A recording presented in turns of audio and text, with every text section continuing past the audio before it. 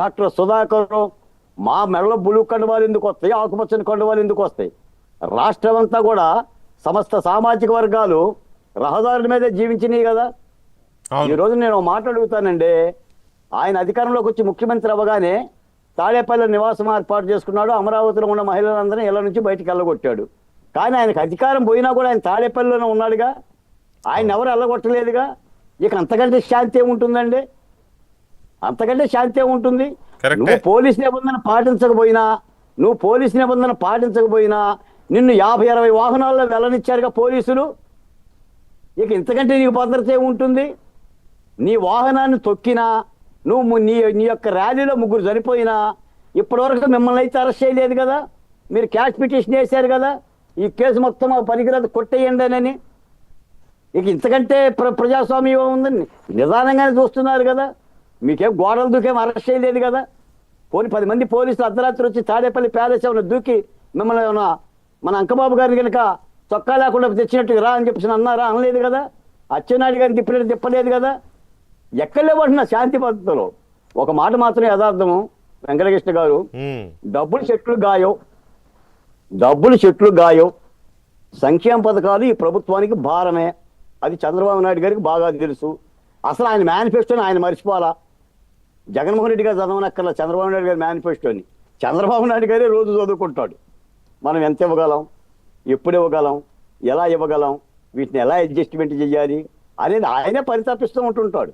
లేకపోతే నిన్నగాక మొన్నే కదండి తల్లికి వందనం దాదాపు 8,700 కోట్ల రూపాయలండి. 8,700 కోట్ల రూపాయలు సార్. ఈ రోజున జగన్మోహన్ రెడ్డి గారు బొమ్మలకు డబ్బులు ఖర్చు పెట్టుకున్నాడు కదా సార్. మా కుల ధృవీకరణ పత్రాల మీద ఆయన ముఖ చిత్రాలకు డబ్బులు ఖర్చు పెట్టాడు, రాళ్ళకి డబ్బులు ఖర్చు పెట్టాడు, ఆయన అధికార పత్రికకి డబ్బులు ఖర్చు పెట్టాడు. జగనన్న తోడు, జగనన్న దీవెన, చాక్లెట్ల మీద, బిస్కెట్ల మీద, పిల్లల బ్యాగుల మీద బొమ్మలు కూడా ఖర్చు, టాయిలెట్ల మీద ఖర్చు పెట్టి. మరి వీటన్నిటి గురించి జగన్మోహన్ రెడ్డి గారు ప్రెస్ మీట్లో మాట అయినా చెప్పరా? పోనీ ఆ వింటున్న కార్యకర్తలకు అవన్నీ తెలియదా? నేను ఒక మాట చెప్తానండి, ప్రజలు రెచ్చిపోతారు, ప్రజలు రెచ్చిపోరండి. రెచ్చిపోయే వాళ్ళే రెచ్చిపోతారు. ప్రజలు చాలా నిష్ణాతులు, ధైర్యం గల్లవాళ్ళు, తెలివి గల్లవాళ్ళు కాబట్టే జగన్మోహన్ రెడ్డి గారిని సాగనంపాం. ఆయన అనుకున్నాడు, నేను రెచ్చగొడుతున్నా, నేను సిద్ధం అంటున్నా, నేను యుద్ధం అంటున్నా, ఇక అందరూ నా ఎంట బలో అంటూ వచ్చేస్తారు, ఇంకో వెళ్ళిపోతున్నా, నేను విశాఖపట్నంలో ప్రమాణ స్వీకారం చేయబోతున్నాను ఆయన ప్రమాణాలు చేశాడు, ఘేకారాలు చేశాడు తప్ప ప్రజలు ప్రజాస్వామ్యంలో మీరిందాక అన్నట్టుగా తొలి వాక్యం అన్నట్టుగా ఎవడికి పాలన ఇవ్వాలి, ఎవడికి ప్రశ్నించటాన్ని ఇవ్వాలి అనేది ప్రజల నిర్ణేతలు వాళ్ళు చక్కగా పనిచేశారు.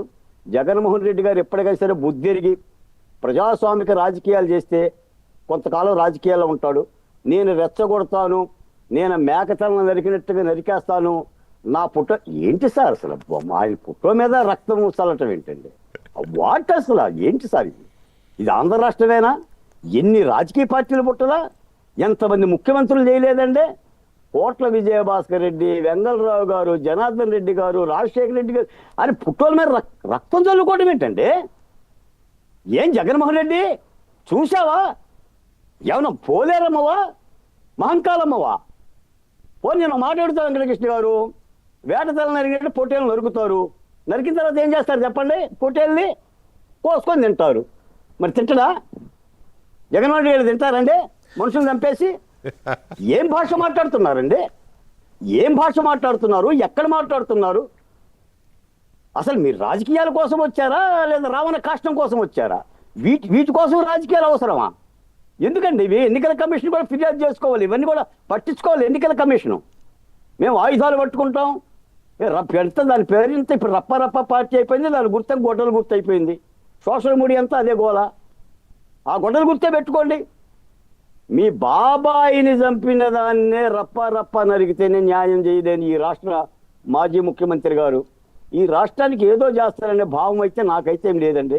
కానీ ఏదేమైనా ఆయన ప్రశ్నించవచ్చు, మీరు అన్నట్టుగా ప్రశ్నించమనండి, అడగమనండి, కడగమనండి, ఏదైనా చేయమనలే. కానీ ప్రజలు మాత్రం ఆలోచిస్తారు. కూటమి ప్రభుత్వం కూడా జగన్మోహన్ రెడ్డి గారు యుక్తుల్ని కుయుక్తుల్ని ఒడిసిపెట్టి మాత్రం అడుగులు వేయాల్సిన అవసరం ఉందండి. ఎందుకంటే ఒక పెద్ద ఆయన ఉండండి, ఒకటే భయం బాలకోటయ్య, మళ్ళీ అతగాడు ఏమన్నా వస్తాడనే ఒక భయం అయితే ఉంది రాష్ట్రంలోనే అన్నాడు. ఈ భయం అయితే పోగొట్టాలండి. ఈ భయం అయితే పోగొట్టాల్సిన అవసరం ఉంది. నిజమే వెంకటకృష్ణ